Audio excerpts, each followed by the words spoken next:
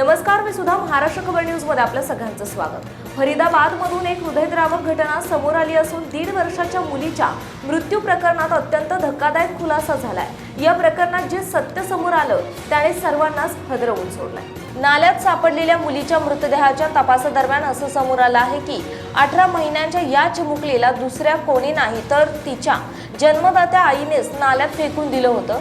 पाण्यात बुडाल्यामुळे या मुलीचा मृत्यू झाला. या घटनेपूर्वीच एक सीसीटीव्ही फुटेज समोर आलं, ज्यामध्ये ती महिला मुलीला कडेवर घेऊन जाताना दिसतीये. मात्र परत येताना मुलगी तिच्या कडेवर नसते. याच पुराव्याच्या आधारे गुन्हे शाखा या पथकाने महिलेला ताब्यात घेऊन तिची चौकशी केली असता हे सत्य उघड झालं.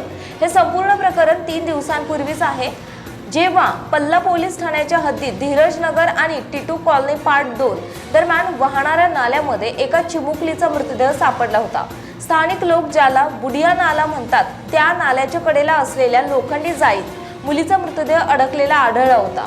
सर्वात आधी 2 शाळकरी मुलांनी हा मृतदेह पाहिला आणि आसपासच्या लोकांना माहिती दिली. त्यानंतर पोलिसांना पाचारण करण्यात आलं. पोलीस तपासात असं स्पष्ट झालं की मुलीला नाल्यात फेकलं गेलं. मुलगी कुटुंबातील 6वी मुलगी होती. तिला आधी 5 मोठ्या बहिणी आहेत.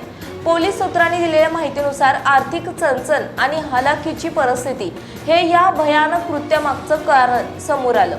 मुलीचे आई वडील धीरजनगरमधील झोपडपट्टीत राहतात, जिथे त्यांच्या कुटुंबाची आर्थिक स्थिती अत्यंत बिकट असल्याचं सांगितलं जात आहे. सध्या पोलीस या संपूर्ण प्रकरणाचा अधिक तपास करतायत.